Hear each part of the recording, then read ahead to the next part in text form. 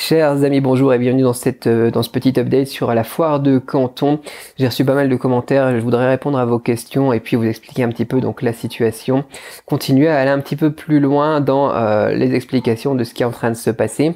Donc le commentaire que j'ai le plus reçu, c'est Cédric, on a deux sons de cloche, il y a des gens qui disent c'est annulé, il y a des gens qui disent c'est reporté. Bah oui, c'est ce que j'avais expliqué dans la vidéo donc précédente.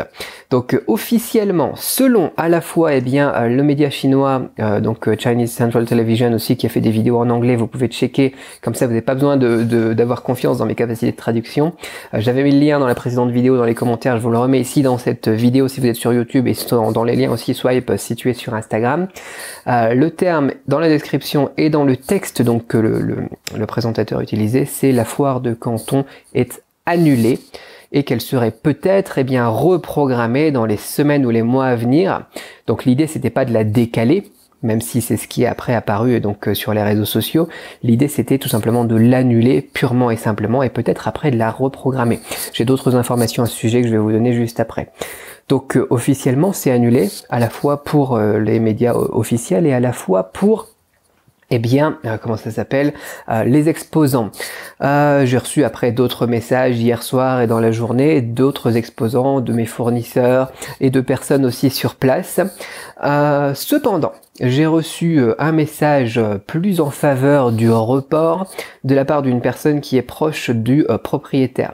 Donc lui, ce qu'il disait, c'était, donc c'est à prendre donc avec des pincettes, hein, mais bon voilà, on va voir ce qui se passe. Mais ce qu'il disait, c'était qu'ils essayaient de reprogrammer pour mai, pour le mois de mai, mais qu'ils avaient des problèmes aussi pour traquer les individus dans les foules, ce genre de choses. Donc plus d'un problème technique, logistique, et que vraiment ils pouvaient pas se prononcer en disant ça va être reporté en mai, oui Cédric, ou ça sera pas reporté en mai, parce que c'est un sujet, encore une fois, je vous expliquais, sensible, hein, économiquement, financièrement, donc géopolitiquement parlant. Et donc voilà. Pour l'instant, officiellement, c'est effectivement annulé. C'est pas moi qui l'ai dit, j'ai rien inventé. Je vous mets encore une fois, toutes les sources à chaque fois dans la description.